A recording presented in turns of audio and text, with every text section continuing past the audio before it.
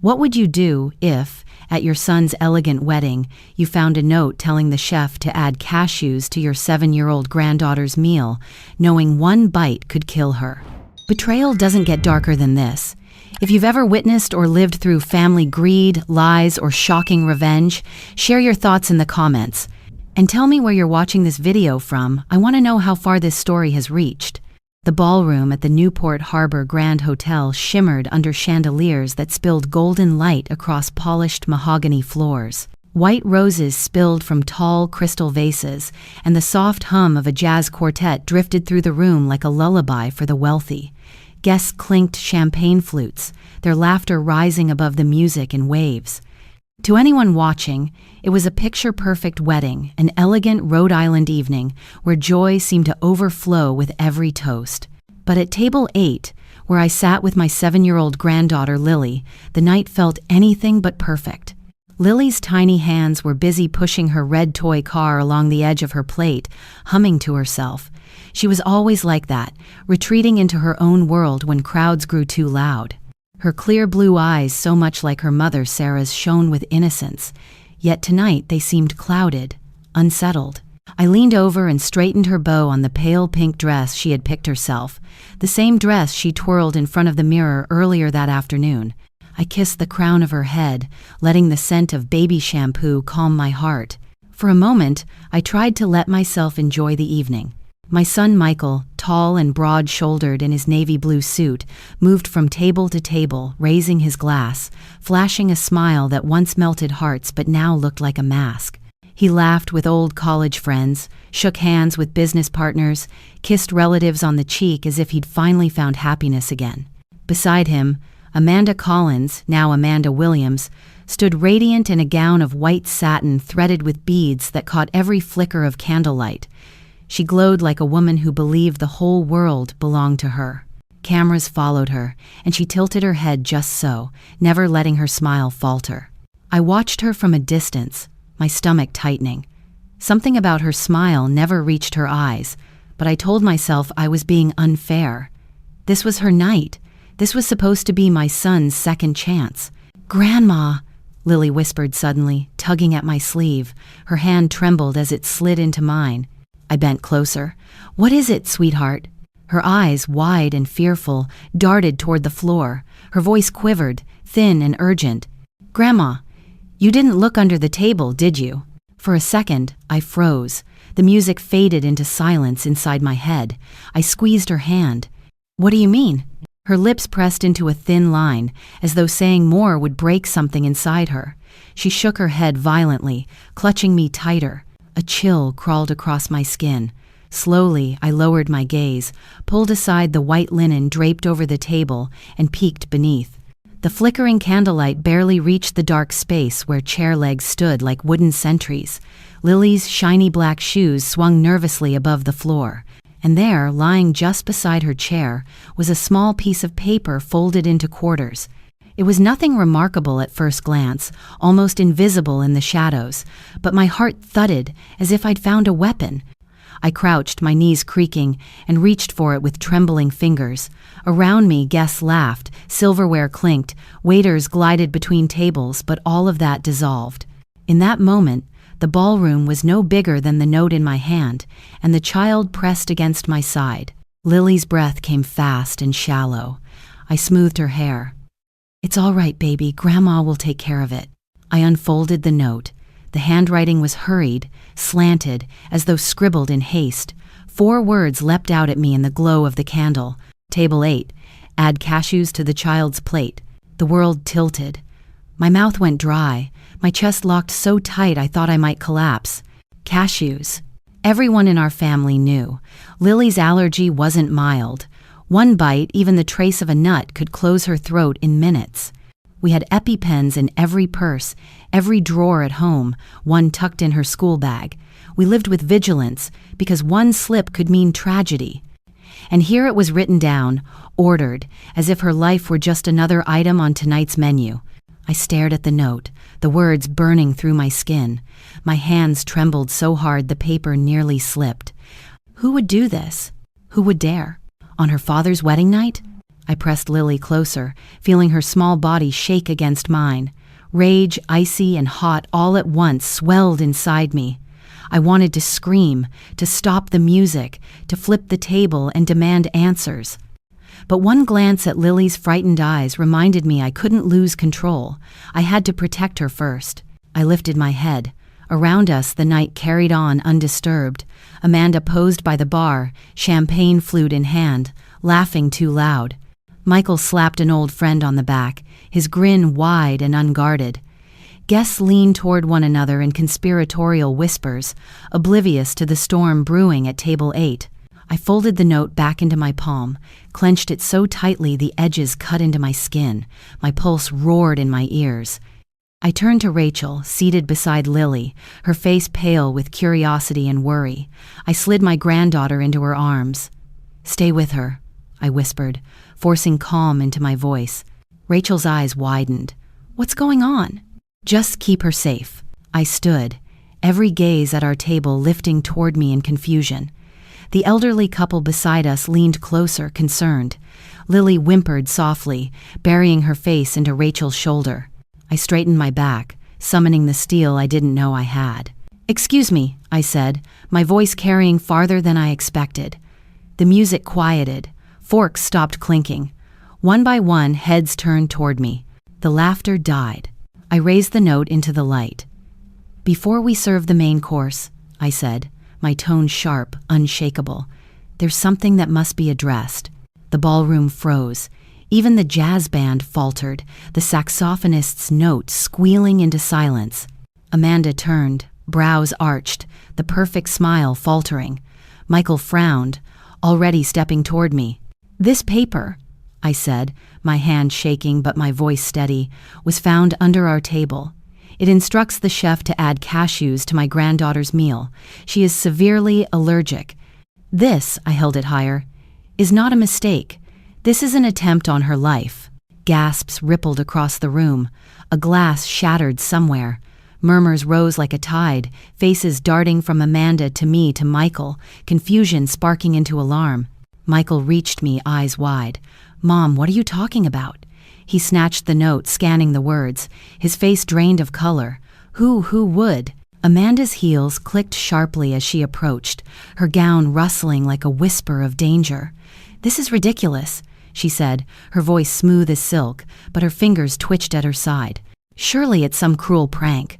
Who would do such a thing?" Her eyes flashed just for a second, enough to send a bolt of certainty through me. I stared at her, fury rising like fire in my chest. And yet I knew I couldn't prove anything. Not yet. Rachel clutched Lily, whispering comfort, her own gaze locked on Amanda with icy suspicion. The guests shifted uneasily, some shaking their heads, others whispering about police, about security cameras, about what kind of monster would poison a child at a wedding. The ballroom had become a stage, and we were all trapped in a performance no one had rehearsed. I forced myself to breathe. Protect Lily first, expose the truth second. The waiter, David, lingered at the back, his face pale, his hands wringing nervously. His eyes flickered toward Amanda, then dropped to the floor. Something about his unease prickled at me like a warning. I tightened my grip on the paper, heart pounding, knowing this was only the beginning. Because if someone had written this note, they were still here, still watching, still waiting for their plan to succeed. The guests' whispers swelled, the band stopped playing, and all eyes fixed on our table. Amanda's smile returned too fast, too perfect, masking the crack I'd just seen. I stood in the silence, my granddaughter trembling in Rachel's arms, my son's face pale with disbelief, the note burning in my hand. I could almost hear Sarah's voice in my head, "Protect her." But as I looked around that glittering ballroom, one question carved itself into my chest. If it wasn't Amanda, then who had just tried to kill my granddaughter? The note still burned in my palm long after the ballroom fell into whispers. Though the present demanded my attention, my mind betrayed me, slipping backward, dragging me into the shadows of memory. Because this wasn't the first time death had brushed its hand across my family. And it wasn't the first time I'd promised myself I would never let it win.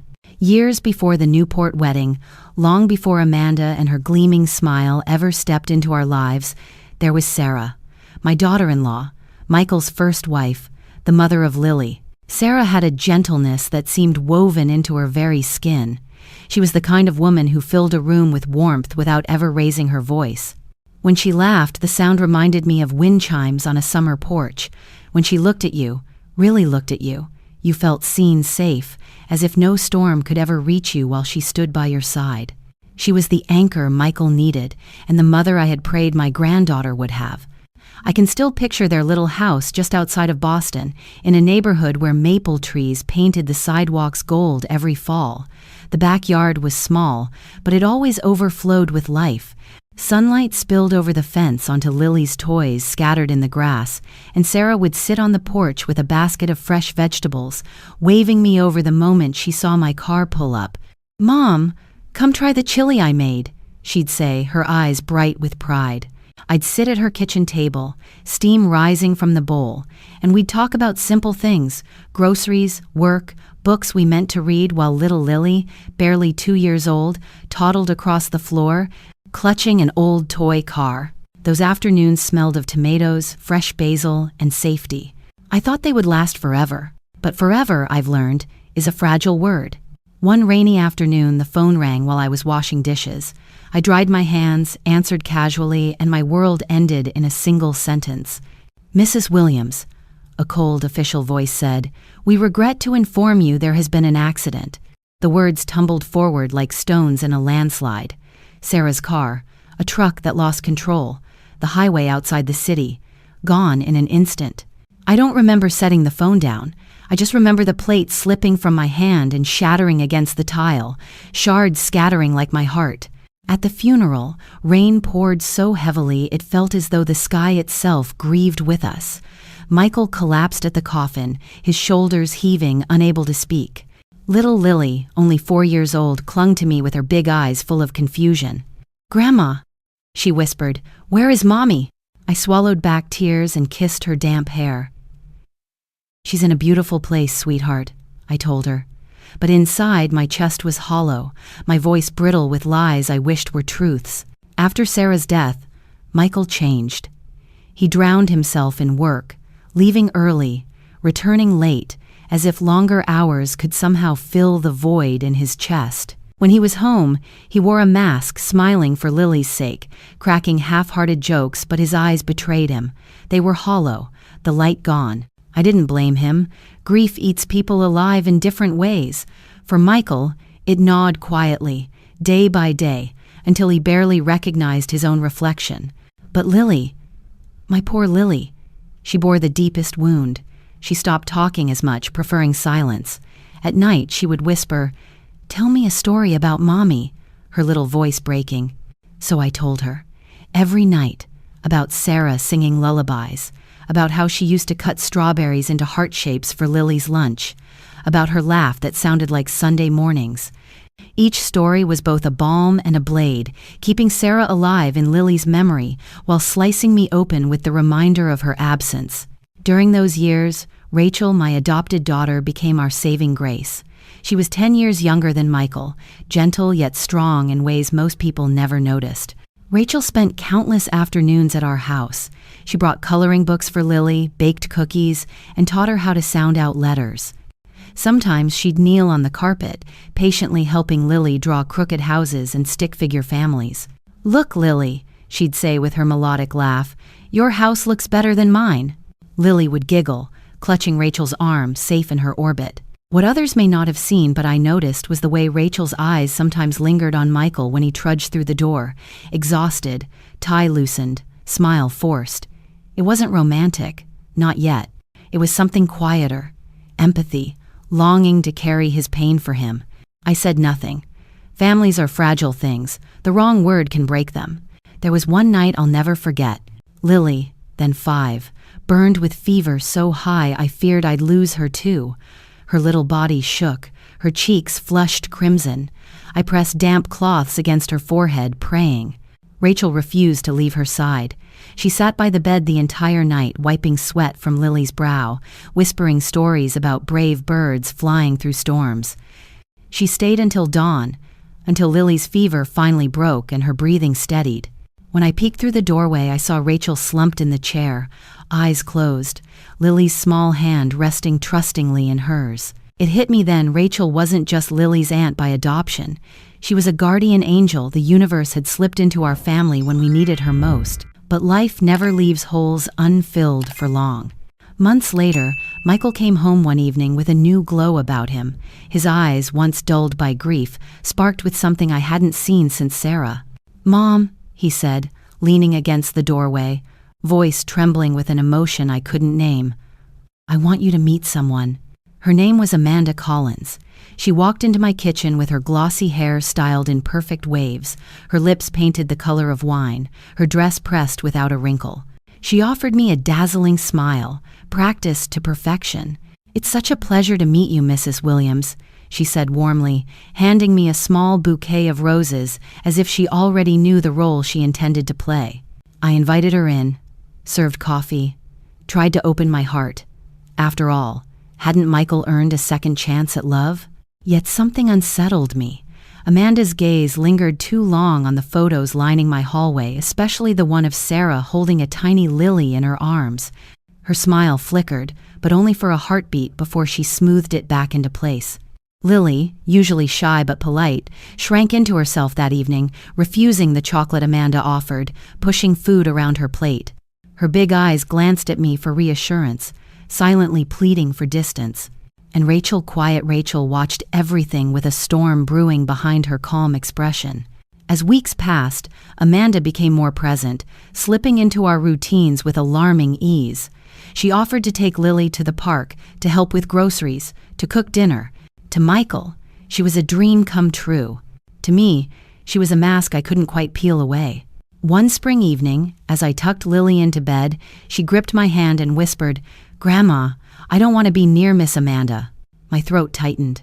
I kissed her forehead, promising it would be all right. But as I stepped out of her room, the unease gnawed at me. And the very next weekend, Michael announced with unshakable conviction, "Mom, I'm marrying Amanda." His voice rang with joy, but my heart sank like a stone. Because as I looked into Amanda's flawless smile, I knew Lily's fear wasn't unfounded.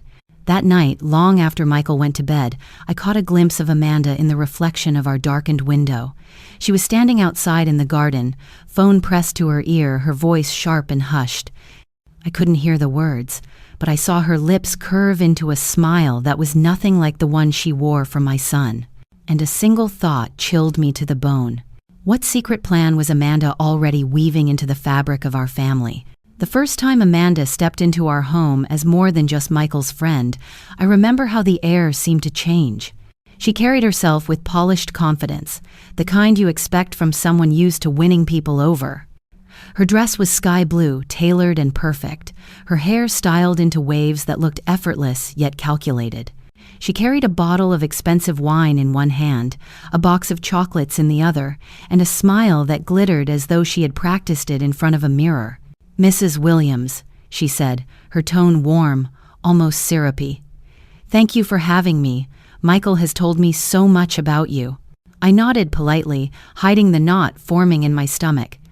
"Please, call me Margaret," I replied, taking the wine. Her perfume drifted between us, sweet but sharp, a scent that lingered long after she walked past. That night I had cooked a simple dinner, baked chicken, garlic mashed potatoes, and green beans. It was the kind of meal Sarah used to love, hearty and warm. Amanda gushed over everything I set on the table, praising the mashed potatoes as if she were a food critic. Michael beamed at her every word, his eyes shining with the kind of adoration I hadn't seen since before Sarah died. But across the table, Lily sat silent.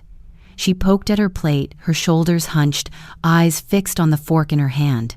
Normally, she would chatter about her day, or at least smile when someone asked her a question.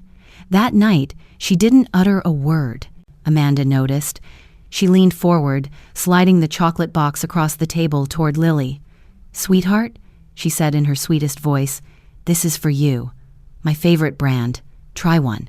Lily froze. She didn't even reach for the box. Instead, she glanced at me, wide-eyed, and shook her head so faintly I almost missed it.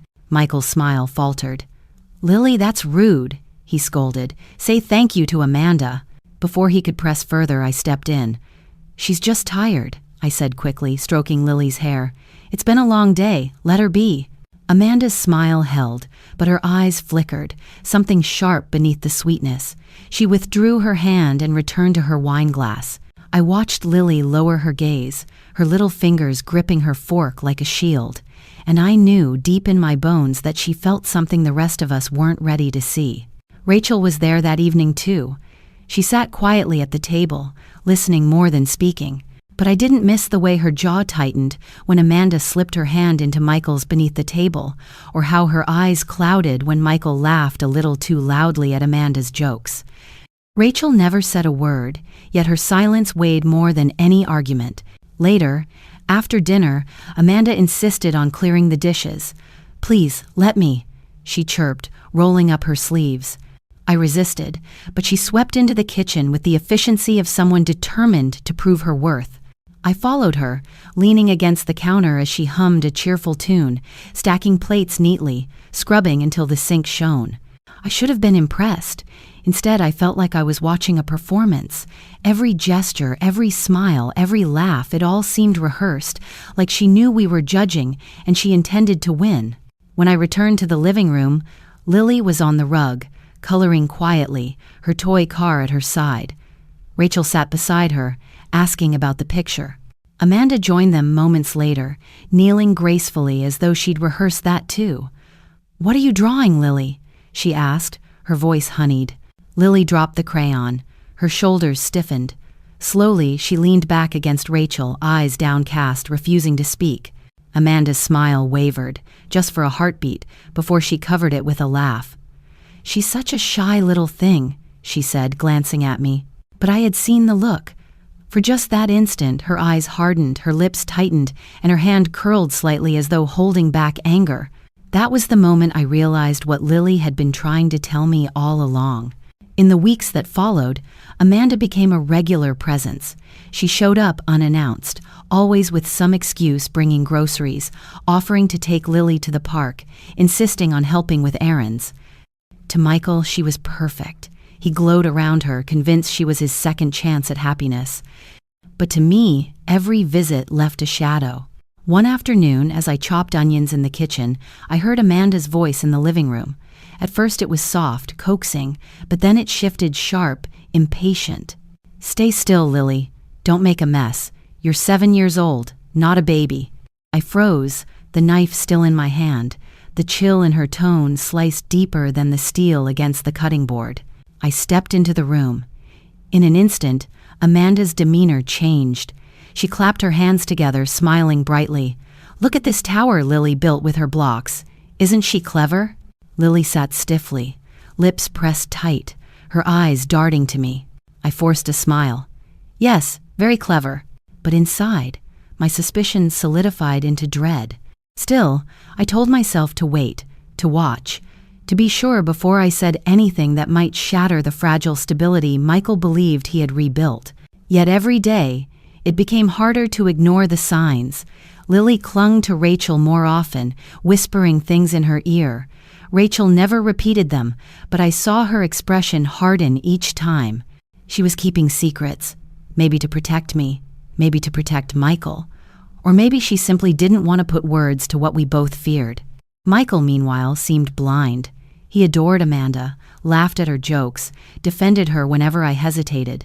His grief, I realized, had made him desperate for something to cling to, even if it was a mask.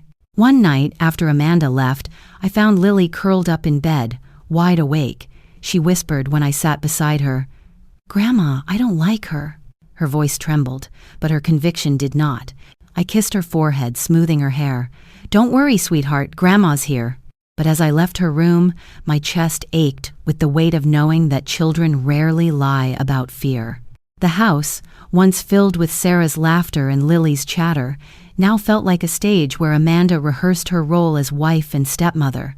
But her performance never fooled the one person whose life she wanted to claim the most. It didn't fool me either. Resolution came quietly, in the form of certainty. I knew I had to be vigilant. that Amanda's smile hid more than she wanted us to see. I resolved that no matter how radiant her wedding dress would be, I would never lower my guard. But transition came swiftly, almost cruelly, in a moment that carved a crack deep into my heart. It was Lily's 7th birthday. Rachel baked a homemade chocolate cake, filling the kitchen with the smell of sugar and love. When she carried it into the dining room, candles glowing, Lily's face lit up like sunrise. She clapped her hands, squealing, "Aunt Rachel, you made my favorite!" Rachel kissed her cheek, whispering, "Of course I did, sweetheart. Blow out your candles and make a wish." The room filled with warmth except for Amanda, who clapped half-heartedly from the corner. Her only gift was a casual pat on Lily's shoulder, paired with a hollow, "Happy birthday, champ." Lily's smile faltered, just for a second, before she turned back to Rachel. And I knew, with a certainty that shook me, Amanda's mask was cracking, if only for those who chose to look. That night, long after the cake had been cut and the dishes cleared, I stepped outside for air. The evening was quiet, the moonlight silver over the yard. Through the window, I saw Amanda watching Lily with an expression that froze my blood. It wasn't the smile she wore for Michael. It was colder, darker, an expression that whispered of intentions no child should ever have to fear. I drew the curtains, heart pounding, one question screaming louder than the crickets outside. What exactly was Amanda planning for my granddaughter, and how soon would she strike? The weeks before the wedding should have been filled with joy, but in our home, joy was a stranger we hadn't seen in years. Instead, silence lingered in the corners, stretched tight over conversations we didn't want to have. Michael walked around like a man reborn, glowing with excitement, talking about venues, guest lists, menus. And all the while, Lily shrank smaller and smaller into herself, like a flower closing against an oncoming storm. One afternoon, I picked her up from school. Her teacher, Mrs. Davis, stopped me at the classroom door, her brow creased with concern. "Mrs. Williams," she said softly, "is everything all right at home? Lily's been quieter than usual, withdrawn. She doesn't speak up in class the way she used to." My chest tightened. I forced a smile, trying not to let the panic show. "She's adjusting," I told her. "There are some changes at home." But as I held Lily's hand walking out of the schoolyard, she tugged at my sleeve, her little voice trembling. "Grandma, I don't want to go home with Miss Amanda anymore." I knelt right there on the sidewalk, cars honking in the distance, spring air cool on my face. "Why, sweetheart? Did something happen?" Her eyes filled with tears, but she didn't cry. She just whispered with the kind of certainty children sometimes have, the kind that doesn't need explanation. "She doesn't love me." I kissed her forehead, pulling her into my arms. "I love you," I said fiercely. "Rachel loves you. Daddy loves you.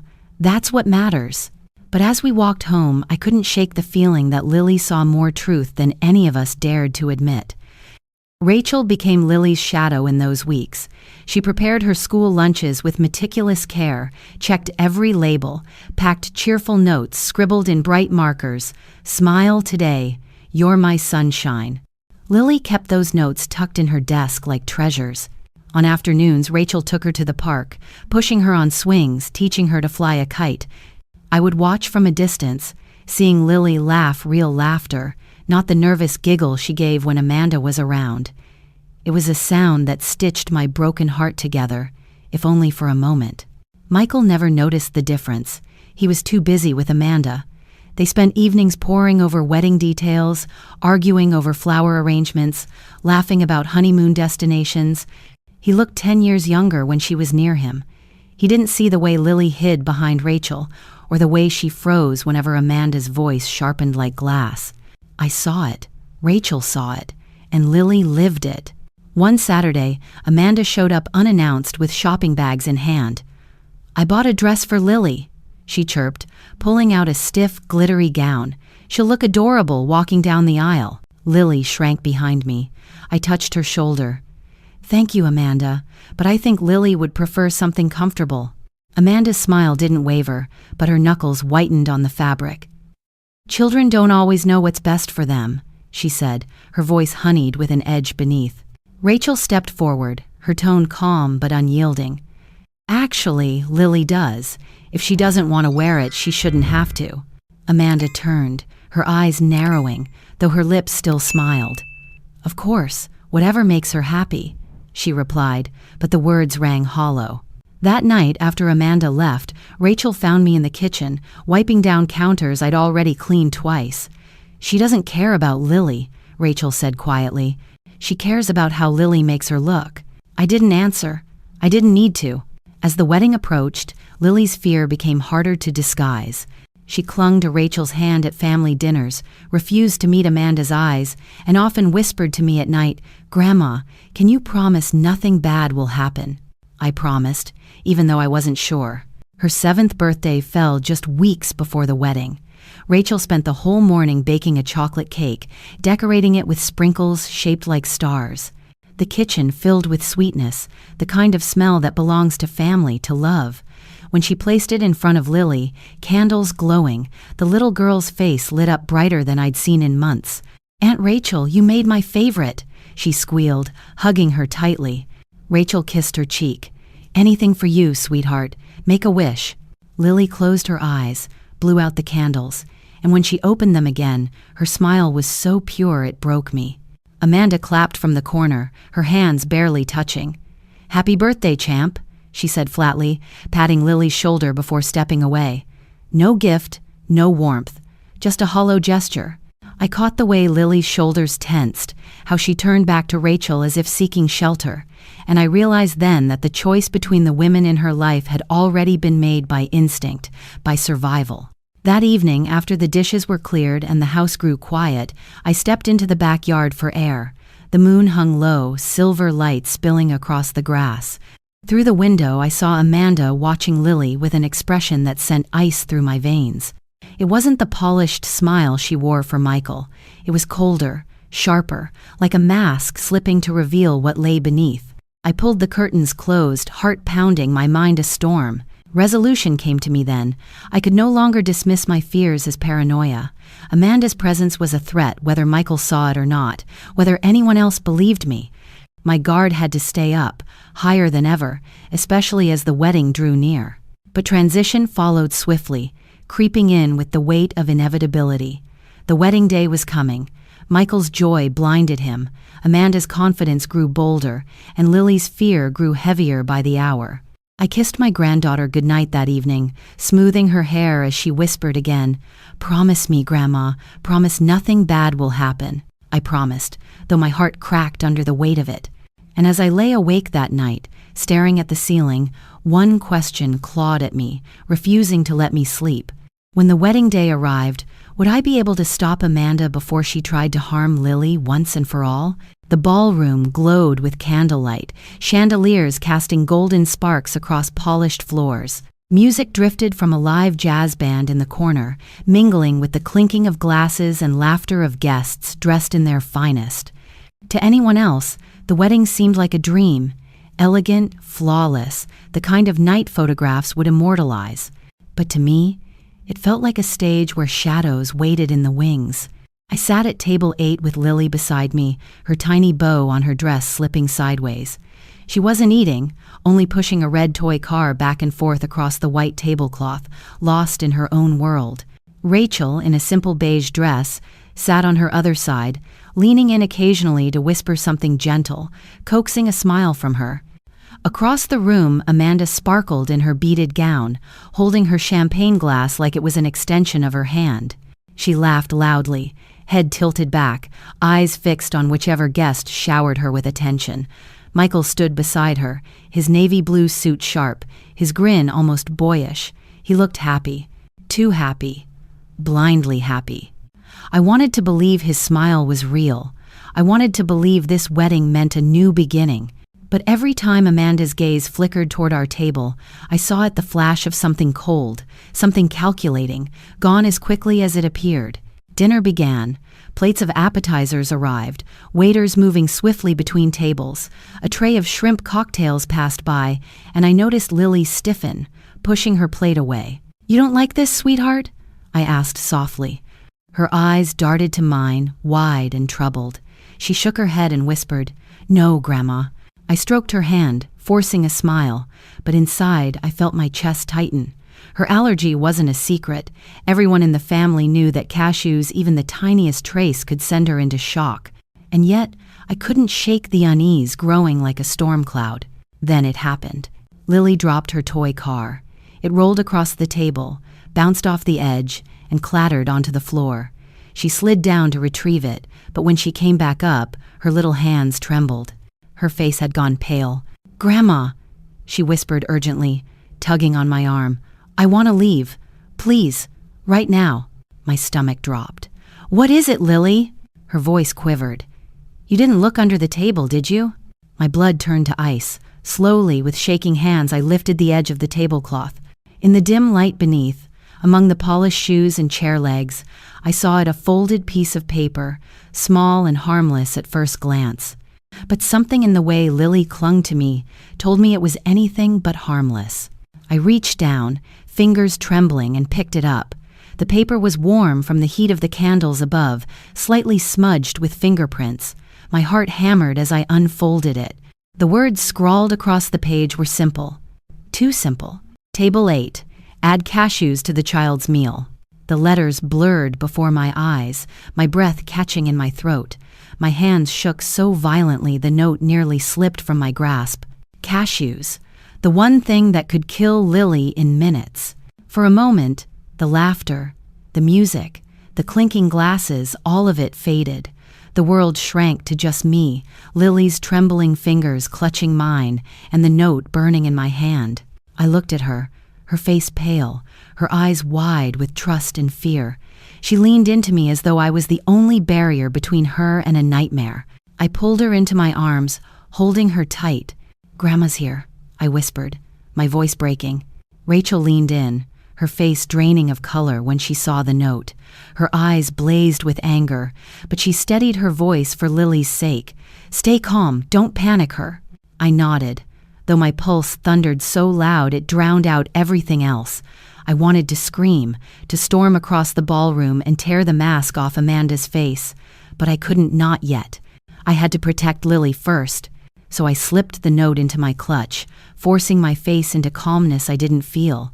To the guests at our table, we must have looked like nothing more than a grandmother comforting a nervous child. Inside, I was on fire. The waiters carried in the main courses, steam rising from polished silver trays. I felt sick. My mind spun with questions. Who wrote the note? Was Amanda behind it? Did she slip it to a waiter? Did she have someone else do her bidding? I couldn't breathe as plates began to land on tables, one by one. Amanda raised her glass from across the room, her smile wide and brilliant. To anyone else, she looked like a radiant bride. To me, she looked like a predator. I tightened my grip on Lily's hand, feeling her pulse race under her delicate skin. Resolution pressed hard against me. I had proof now, in black ink, proof of intent, proof of malice. I could no longer second-guess my instincts. But transition arrived just as quickly, dragging me forward whether I was ready or not, because as the waiter approached our table with a silver tray, I realized the danger wasn't in the shadows anymore. It was here. It was now. Rachel leaned closer, whispering fiercely, "Do you trust me to watch Lily?" "Yes," I breathed, my voice trembling. She pulled Lily into her arms, shielding her, and I stood up. My chair scraped against the polished floor, loud enough to silence the nearby chatter. I gripped the note in my hand, my chest heaving, and prepared to face the truth I had been dreading. But as I turned toward the center of the room, toward Amanda's radiant smile, one thought sliced through me, sharper than any blade. If Amanda had orchestrated this, what other traps had she already set, and how many more were waiting to spring? The clinking of silverware faded the moment I rose to my feet. The laughter, the hum of the jazz band, the murmur of guests, all of it dissolved into silence as my chair scraped loudly against the ballroom floor. Dozens of faces turned toward table 8, eyes curious, some impatient, none of them yet understanding. I held the folded note in my hand, my pulse racing so hard I could hear it in my ears. Beside me, Rachel clutched Lily tightly, shielding her as though she already knew the storm was about to break. I cleared my throat, my voice trembling at first but growing stronger as I forced it through the heavy air. Before the main course is served, There's something I need to address."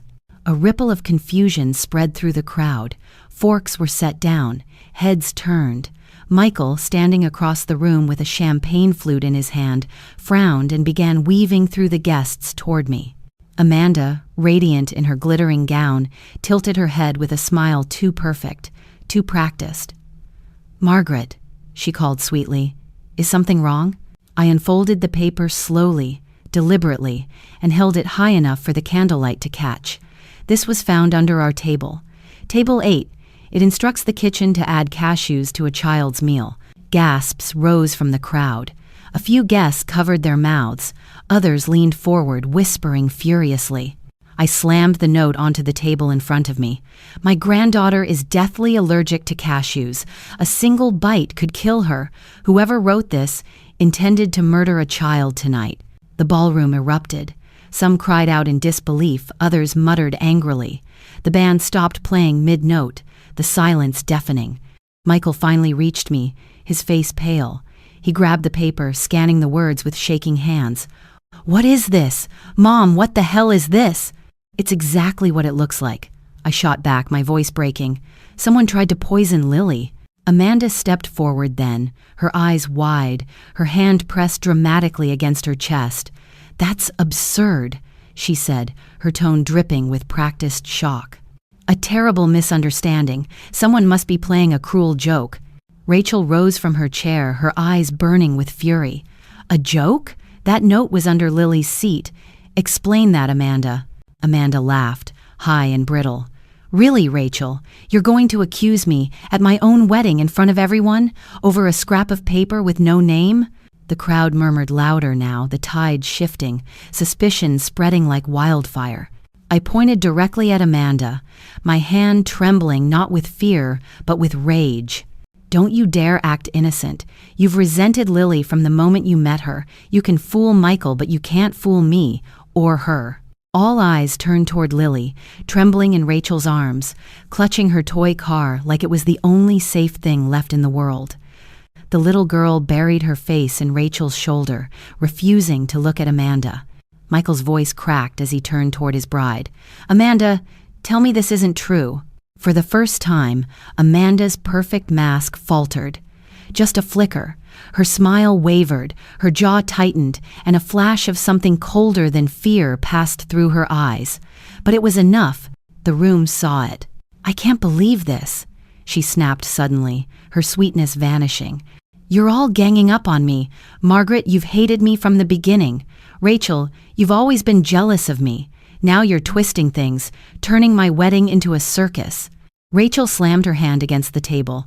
The glasses rattled. "Jealous? You tried to kill a child. Don't you dare hide behind that word." Amanda's younger sister, Gloria, who had been sitting quietly near the edge of the ballroom, suddenly rose, her face pale, tears glistening in her eyes. "Stop," she whispered, her voice trembling. All eyes turned to her. Gloria looked at Amanda, then at the crowd, her lips quivering. "It wasn't a joke. She told me to give that note to a waiter. I didn't know what it said. I swear I didn't know." The ballroom froze.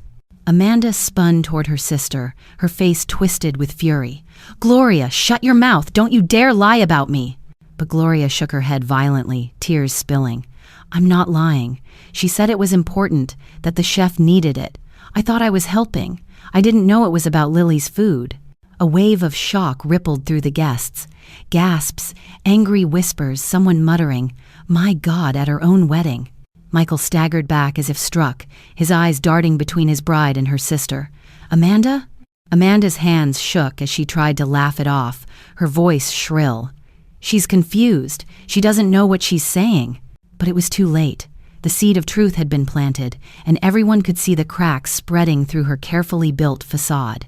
"Security," someone called from the back of the room.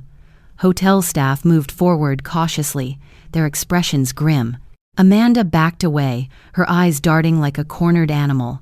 "No, you don't understand. I love Michael. I love this family. Why would I ever hurt Lily?" I stepped closer, my voice trembling with righteous fury. "Because you never loved her. You only loved what marrying into this family could give you. and Lily was the obstacle you could never charm, never control.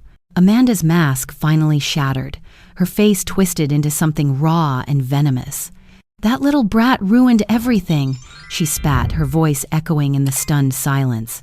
Gasps exploded through the room. Guests recoiled, some shaking their heads in disbelief. Michael's face went white, horror carving into every line. He looked at his daughter, trembling in Rachel's arms, then back at the woman he'd called his bride. "My God," he whispered, his voice breaking. "What have I done?" Amanda's breathing grew ragged. She spun toward the exit, but 2 security guards blocked her path. She glared at me, eyes blazing with hatred. "You'll regret this, Margaret. You've destroyed everything. Do you hear me? Everything." The guards seized her arms. She struggled, shrieking, her gown sparkling under the chandeliers as if mocking the ugliness spilling from her mouth. "Take her out," the hotel manager ordered firmly. As they dragged her toward the doors, the room filled with whispers, disgusted murmurs, and sighs of disbelief. Michael collapsed into a chair, his face buried in his hands. Rachel cradled Lily, whispering softly, rocking her like a mother would. And I stood there, clutching the note in my hand, my chest heaving, my body trembling from the storm I had unleashed. Resolution came in that moment. The truth was no longer hidden. Amanda had revealed herself, not just to me, but to everyone. Lily was safe, for now. But transition arrived just as quickly, because as Amanda was forced through the ballroom doors, her voice carried back to us, shrill and venomous. "This isn't over," she screamed. "You'll pay for this, all of you." The doors slammed shut, and the music of the night was gone. In its place, silence heavy with dread. I looked at Lily, clinging to Rachel, and at Michael, broken in his chair. My family was safe tonight, but Amanda's words clung to me like poison. Because promises like hers are never empty. And as I sank slowly into my chair, heart pounding, one terrifying question lingered in my mind. Had we truly stopped Amanda, or had we only just seen the beginning of what she was capable of? The wedding night had ended not with music and dancing, but with screams and shattered illusions. By the time the hotel staff dimmed the chandeliers and swept confetti from the ballroom floor, the air still felt heavy with betrayal. Guests left in hushed groups, some shaking their heads, others whispering with disbelief. It was supposed to have been Michael's new beginning. Instead, it had become a story people would tell for years about a bride who nearly poisoned her stepdaughter on the very night she said her vows. I carried Lily out of the hotel wrapped in my shawl. She was exhausted, her little head resting against my shoulder, but her hands clutched her toy car so tightly her knuckles turned white. Rachel walked beside me, her arm pressed firmly against Lily's back as if to shield her from any harm that might still be lurking. Behind us, Michael followed, his once proud navy suit now wrinkled, his shoulders slumped. He looked less like a groom and more like a man whose life had collapsed in front of 100 witnesses. The drive home was silent. The city slept around us, the streets glistening with last night's rain. Michael's hands gripped the steering wheel so tightly I could see the strain in his knuckles. Rachel sat in the back with Lily, humming softly, stroking the child's hair until she finally drifted into a restless sleep. I stared out the window, the blur of streetlights reflecting in my tired eyes, Amanda's words still echoing in my head. This isn't over. At home, I tucked Lily into bed. She stirred but didn't wake, her toy car still in her small hands. Rachel pulled a blanket higher around her shoulders, whispering, "Sleep, sweetheart, you're safe now." But as she straightened, her eyes met mine, and I saw the doubt there. She didn't believe the words any more than I did. Downstairs, Michael sat on the couch, staring at nothing. His tie was gone, his shirt unbuttoned at the collar, his face pale. He looked older, worn, stripped of the light Amanda had so easily conjured in him. Rachel crossed her arms, her voice low but sharp. "She tried to kill Lily. Tonight, at your wedding. Michael, you need to face that." He finally looked up, his eyes rimmed with red. "Do you think I don't know that? Do you think I'm not sick with myself for letting her anywhere near my daughter?" His voice cracked, raw with guilt. "You didn't see it," Rachel pressed. "Or maybe you didn't want to. You wanted love so badly you ignored every sign." Michael's hands raked through his hair. God help me, you're right. I saw the signs. I didn't want them to be true. I thought Amanda could make me whole again. I thought she could fill the emptiness Sarah left." His voice faltered, trembling. "But all she did was nearly take the only piece of Sarah I have left." I sat beside him, laying a hand on his back. "You were grieving, Michael. Grief makes fools of us all. Don't bury yourself in guilt. What matters now is protecting Lily."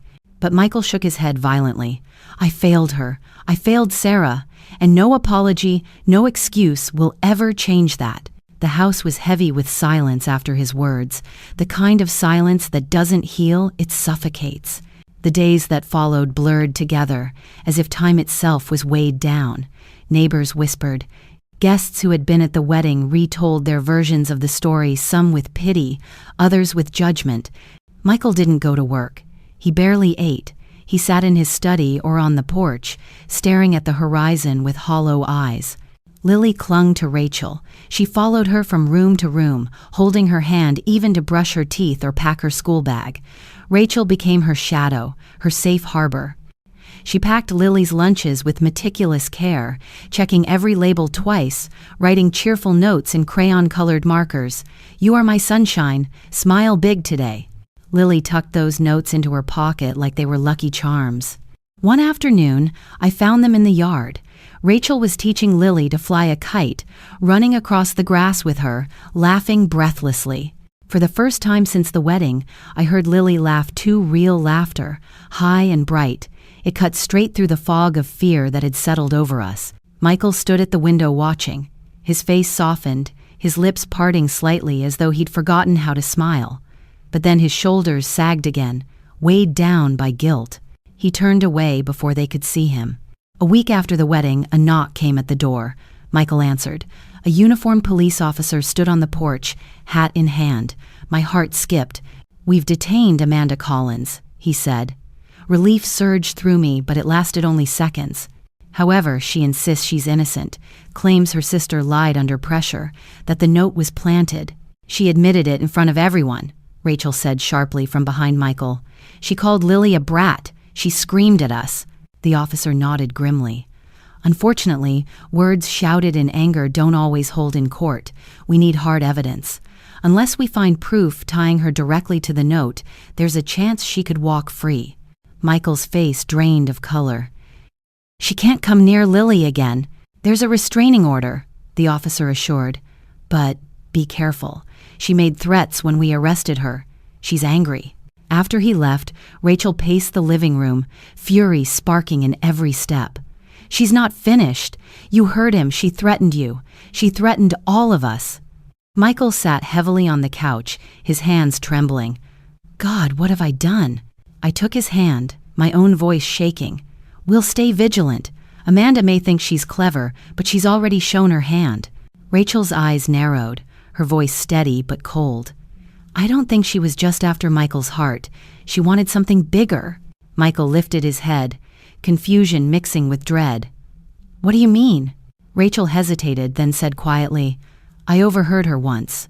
Before the wedding. She was in the garden on the phone.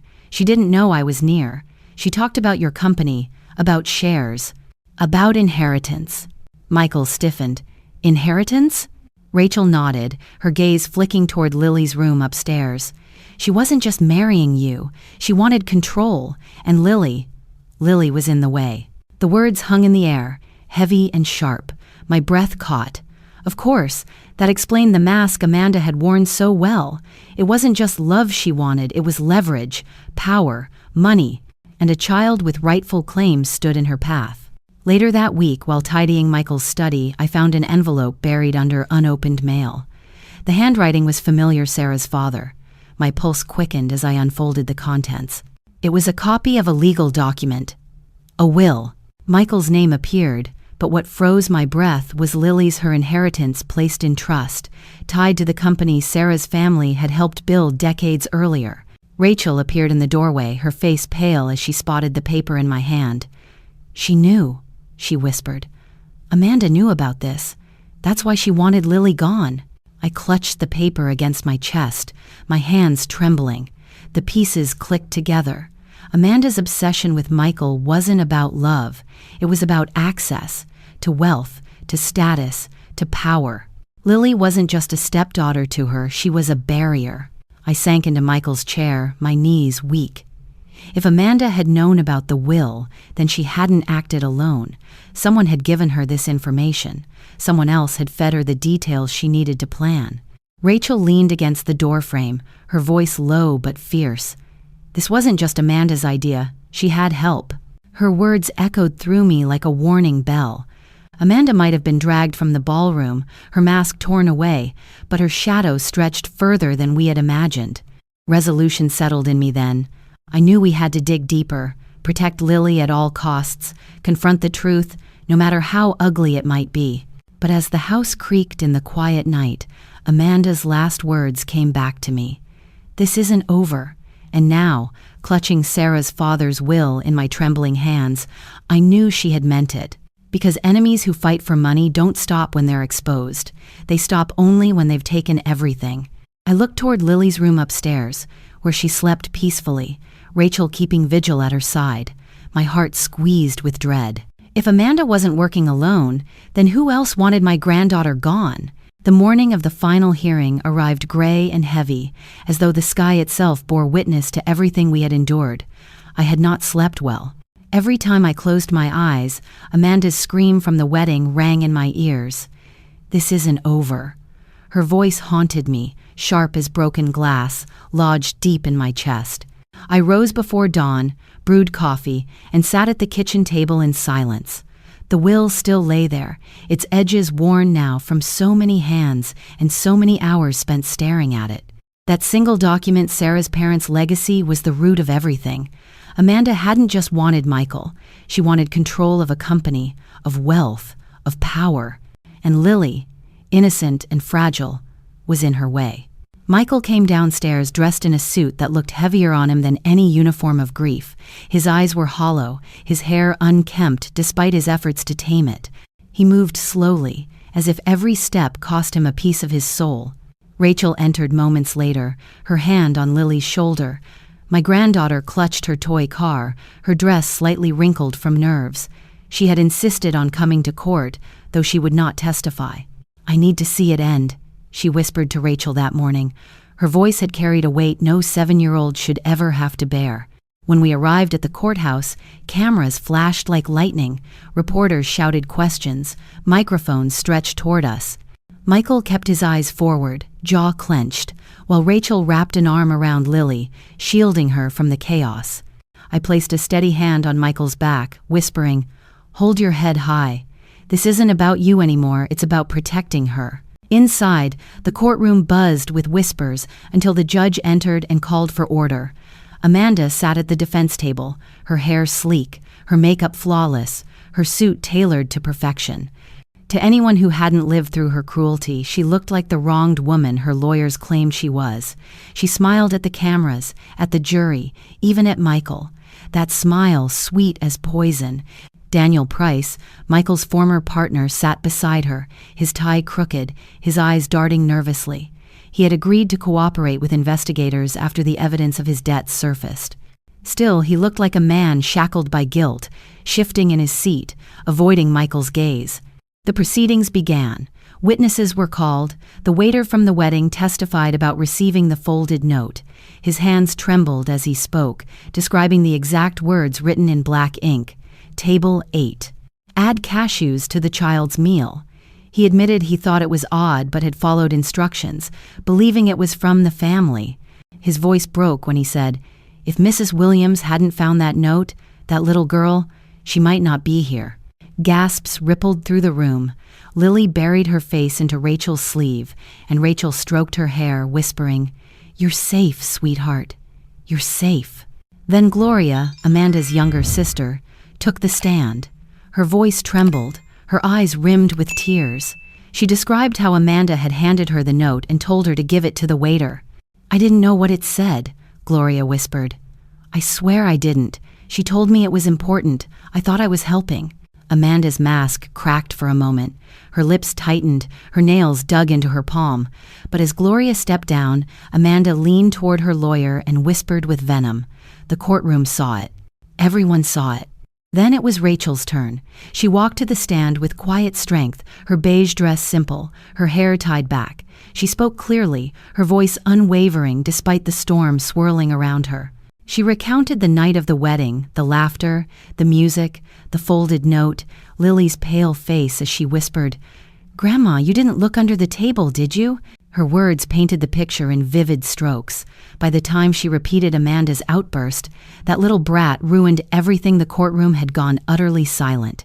Even the judge leaned forward, listening intently. Amanda's hands began to shake. She shifted in her seat, her composure unraveling inch by inch. Finally, when Rachel met her gaze and said, "She tried to kill a child. That's not hysteria. That's truth," Amanda exploded. "She did ruin everything," she screamed, rising from her chair, her voice echoing off the walls. "She ruined my future, my chance at the life I deserved." The gavel pounded. Gasps erupted. Amanda's lawyers tried to hush her, to pull her down, but it was too late. The mask she had so carefully repaired had shattered in front of everyone. Michael's head dropped into his hands. Lily whimpered, clutching Rachel tighter. And me, I felt both fury and a bitter satisfaction. The world had seen her for what she truly was. The judge ordered Amanda restrained. The guards escorted her from the courtroom, her voice still shrieking, echoing down the hall. "This isn't over. You'll regret this, all of you." Silence followed, heavy as stone. When court adjourned, we left quietly. Outside, reporters clamored, but Michael said nothing. Rachel shielded Lily, who pressed her face into her shoulder. I walked beside them, clutching my bag tightly, feeling every eye on us. At home that evening, exhaustion settled over us like a heavy blanket. Rachel tucked Lily into bed, brushing her hair until her eyes finally closed. Michael poured himself a drink he didn't touch. He sat staring at it for hours, as if searching for answers at the bottom of the glass. I sat on the porch, the night air cool, the stars faint above. For the first time in months, I felt the edge of relief. Amanda had condemned herself with her own words. The truth was no longer ours alone. It was undeniable, public, irreversible. Resolution whispered in the stillness. Lily would be safe. Sarah's legacy would endure. Amanda's claws had been pried away, but transition came quickly, creeping like a shadow that refuses to lift. When I stood to go back inside, something caught my eye. An envelope, tucked beneath the porch mat. No stamp, no address. My name scrawled in hurried ink. My heart thudded as I opened it. Inside was a single sheet of paper, the handwriting sharp and familiar. "You may have won this round, but children grow. Accidents happen. Watch her carefully." There was no signature. There didn't need to be. Amanda's venom dripped from every word. I clutched the note to my chest, my knees weakening. Upstairs, Lily slept peacefully, her toy car clutched in her small hand. Rachel sat in a chair beside her bed, vigilant as always. Michael was in his study, drowning in guilt but alive, broken but present. And me? I stood on the porch, staring into the night, the note burning in my palm. Resolution had come. The nightmare was over. But the question clawed at me, louder than ever. Would my family ever truly be safe from Amanda's reach, or had she already planted the seeds of her revenge in places we couldn't yet see? This story is more than a tale of betrayal. It is a mirror held up to life, reminding us how fragile trust can be and how fierce love must become when tested. At its core, it is about the bond between generations. A grandmother who refuses to let fear silence her, a child whose innocence becomes both a target and a beacon of hope, and a family fractured by grief but forced to confront what truly matters. It shows us that evil often wears a mask of charm, slipping easily into our homes, our circles, even our hearts, until one day it reveals its true face. But within this darkness lies the lesson that love is the ultimate defense. Margaret's courage, Rachel's protective spirit, and Lily's instinctive wisdom reveal the power of standing together against forces that seek to destroy. The story warns us that betrayal may come from those we once welcomed, but healing comes from those who remain, those who fight, those who refuse to let innocence be stolen. For viewers, especially adults navigating the complexities of family, legacy, and trust, the story carries a universal truth. Money, power, and ambition will always tempt, but no inheritance is more valuable than the safety and love of a child.